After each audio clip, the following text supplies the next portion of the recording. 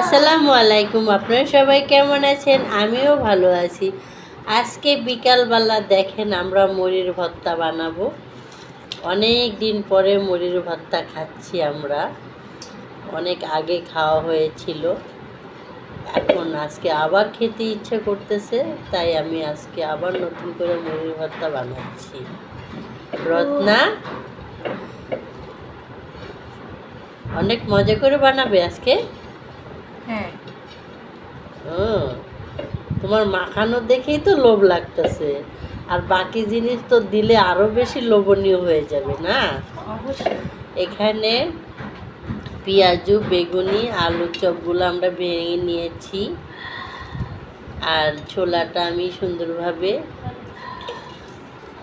ভেজে নিয়েছি। এই ছোলাটা এখন দিয়ে দিব। কিছু ছোলা বাসায় রয়ে গিয়েছিল, সেটা আমরা আজকে বানাই নিছি। আজকে আমরা প্ল্যান করছি মুড়ির ভর্তা খাবো, তাই সুন্দরভাবে মাখায় নিচ্ছি। সবাই মিলে তো বিকালে কিছু খেতেই হয়।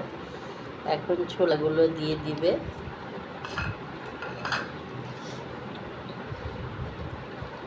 সব দিও না আম্মু, একটু রেখে দাও।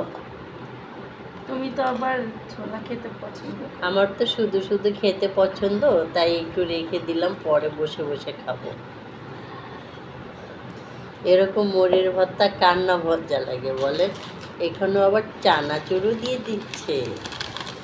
ও কি অনেক মজা হয়েছে মাখানোটা। তাই! হ্যাঁ, এখন মুড়ি দেওয়া বাকি। জি। এই মুড়ি ছাড়াই তো মাখো মাখো মজা অনেক লাগতেছে। মজা হয়েছে। দেখেন, মুড়ি ছাড়াই মাখো মাখো হয়েছে। দাও, মুড়ি দিলাম তো, এটা তো এখানে মুড়িটা দিয়ে দিল।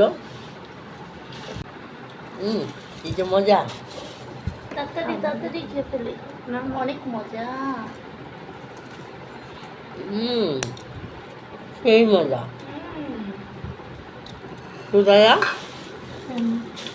কেমন হয়েছে? সুরায়া অনেক মজা। সেই হয়েছে।